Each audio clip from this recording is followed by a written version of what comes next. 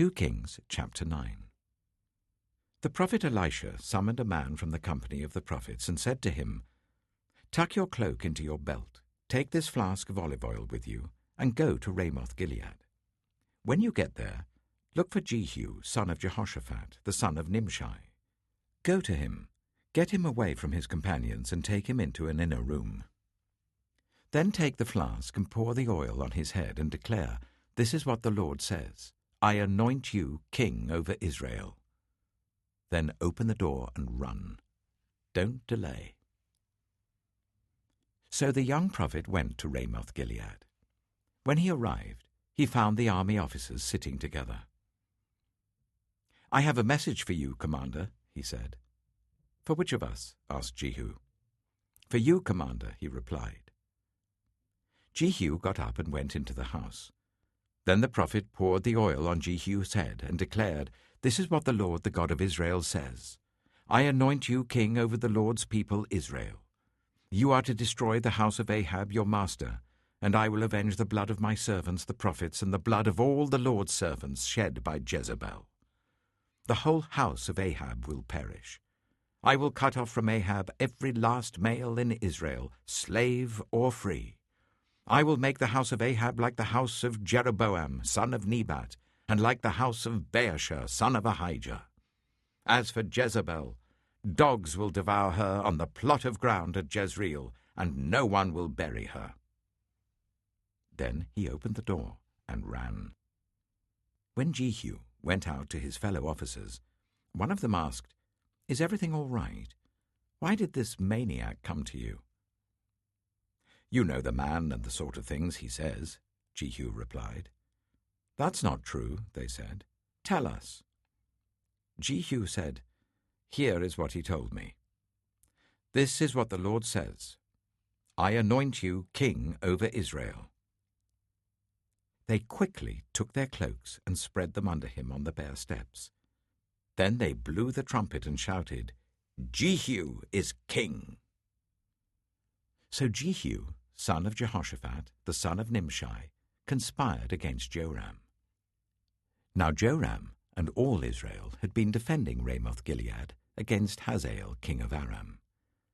But King Joram had returned to Jezreel to recover from the wounds the Arameans had inflicted on him in the battle with Hazael, king of Aram.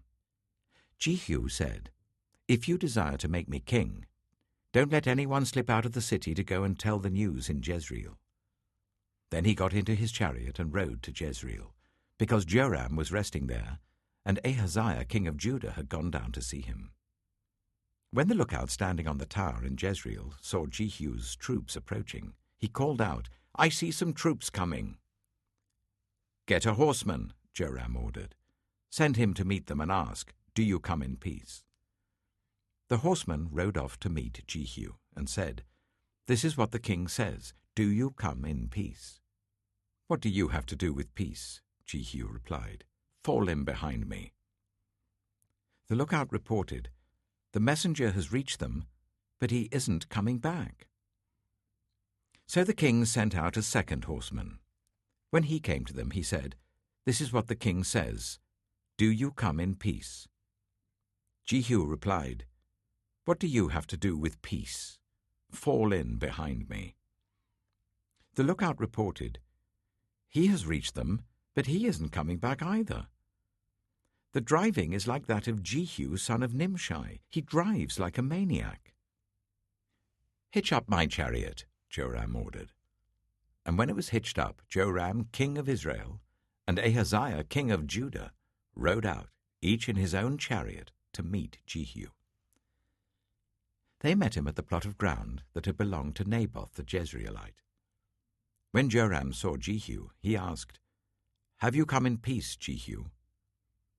"How can there be peace?" Jehu replied, "as long as all the idolatry and witchcraft of your mother Jezebel abound?"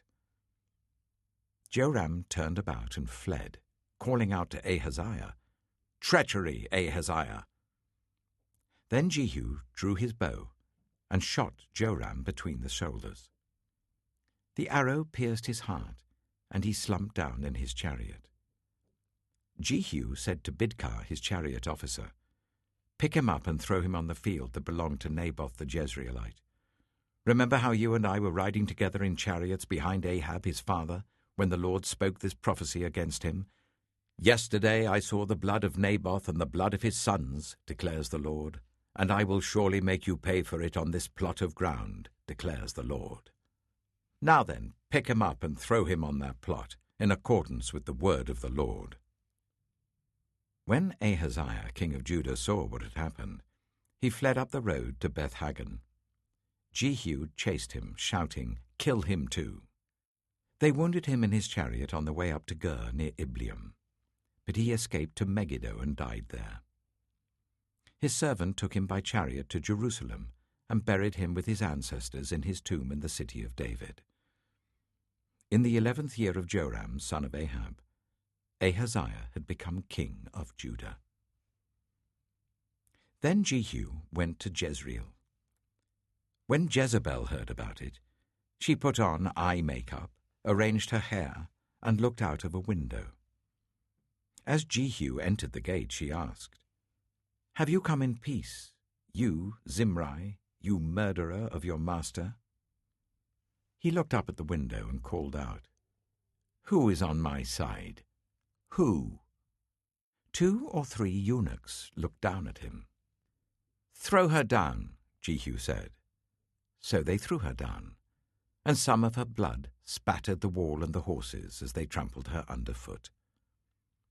Jehu went in and ate and drank. "Take care of that cursed woman," he said, "and bury her, for she was a king's daughter." But when they went out to bury her, they found nothing except her skull, her feet, and her hands.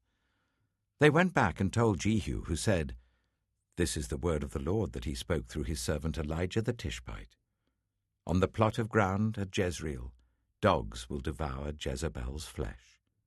Jezebel's body will be like dung on the ground in the plot at Jezreel, so that no one will be able to say, 'This is Jezebel.'"